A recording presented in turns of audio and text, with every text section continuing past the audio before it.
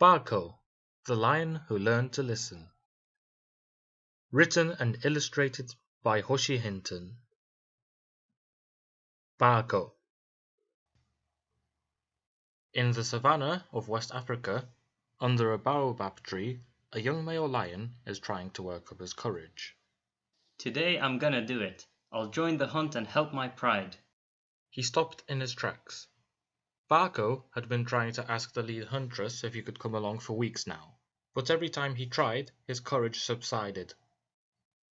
The lionesses had been readying themselves for the big hunt, sharpening their claws and licking their fangs. "Get ready to roll, ladies!" roared the leader. Just as they set off, Baako came up and blocked their path. Their eyes flashed as they glared at him. "What now, Baako?" He could feel shivers of fright rumbling down his spine, but Baako stood his ground.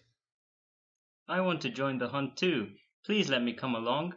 I want to make myself useful. The lionesses burst out into laughter. "A boy like you, joining in on our hunt? Don't be ridiculous," snickered one. "Even an old blind bat would spot you lying in the bushes from leagues away," said another. Baako hung his head low. The lead huntress raised her paw, and the silence fell again. "Baako, you know very well only lionesses can go hunting. Your black mane would stand out in the tall grass and alarm the prey. Stay here with the other men." Leaving Baako behind, the lionesses continued on their way. One of them stopped for a moment and looked back. "Hey, I know you just want to help out and all, but maybe this isn't how you should do it," she urged. Then how should I help? I can't do anything useful. Baako cried. He spun around and ran off. The lioness shook her head and quickly went to catch up with the others. Just leave me alone. Baako ran and ran, dashing past bushes and pushing through the tall grass. He came upon a large rock and lay down next to it. Baako could feel tears stinging in his eyes. He laid in the shade of that large rock for a while, his head buried in his paws. Why do I keep embarrassing myself? He mumbled. Obi! Obi the ostrich sprinted through the sand, leaving clouds of dust behind him. Every morning he sped out of the bushes and set off for the river. He loved running and could outrun anyone in his flock. The other ostriches would roll their eyes, always in a hurry. Obi saw the big rock which he passed every day. Planting his claw in the sand, he leapt into the air and soared over the rock. However, it was too late when Obi realized that right where he had planned to land, someone was laying in the grass. Crash! Yikes! Oof! Ouch! Baako spat out a few feathers and crawled from underneath Obi. "I am so sorry," Obi croaked. He quickly stood up and ruffled his tail feathers. I'm such a good-for-nothing lion. I even made an ostrich trip over me. Baako mumbled. "Oh no, don't be like that. I'm good for nothing for running so carelessly." The two looked at each other and laughed. What do you mean? Someone as fast as you? How could you be a good-for-nothing? Baako asked. You see, my flock likes to take things slow and steady, but I love to go faster than anyone else. He looked distraught. It's not that I want to leave them behind, but when I run, I release all my energy and become as happy as can be. Baako nodded his head and patted Obi on the back. I think your flock doesn't realize what a great help you are, he said and smiled. Someone as fast as you could run up and down the path checking for any dangers. If you saw trouble, you could warn the others. I'm sure if you did that, they would appreciate just how fast you can sprint. Obi bent down and wrapped him in a tight hug. That is the smartest idea I have ever heard. He beamed. You just gave me a smart idea too. And his eyes sparkled. He suddenly sped off, leaving Baako behind, puzzled. I'm happy he is feeling better, but just what could Obi be planning? Hadiza. After only a short while, Obi happened upon a herd of zebras. In between the sea of black and white stood a strange brown zebra. The others seemed to avoid her, snorting angrily any time she grazed too near. Having caught her eye, Obi walked up to the brown zebra. I see you're not very popular either. What's it to you? The brown zebra snapped. She hung her head low. Some of the zebras think a copy like me doesn't belong with them. Obi bounced on the spot. Well, then I know just what to do. Follow me. Obi bounced on the spot. Baako spotted not one, but two silhouettes on the horizon. Obi had brought an okapi with him. This is my amazingly smart friend Baako. I'm sure he'll know what to do. Obi urged. I'm Hadiza.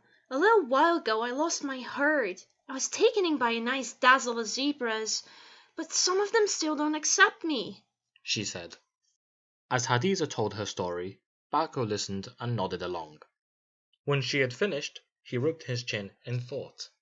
I think I might have an idea to help you get along with all the other zebras, He mumbled. Hadiza smiled as she reared up. Thank you! Oh, thank you! Baako felt a warm feeling in his stomach. Seeing Hadiza happy made him happy too. In the meantime, Obi had sped off again. He ran all across the savannah, from the river to the thick brush of the forest. He had even dared to run up to the hyena's cave. Everywhere he went, Obi spoke to animals in need and would send them Baako's way. Animals from all over came and told Baako their story. He would carefully listen to them all. Those who needed a friend, those who were different, or even those who needed to vent their feelings. After listening to everyone, Baako said, I think I might have an idea that could help each and every animal on the savannah. The voice of the savannah. The lionesses had returned from an exhausting hunt. They laid down in the cool shade of a baobab tree. Just as they dozed off, Obi's loud voice shook them awake. Come one, come all! Baako the clever lion will give a speech you won't want to miss! Some of the lions had gotten up, whispering to each other. Baako the clever lion? This we have to see.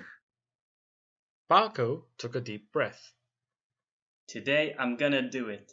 I'll make myself useful and inspire everyone. Before stepping out in front of the crowd, he looked at Obi and Hadiza. They smiled back at him. You can do this! Then he pulled himself onto the huge rock.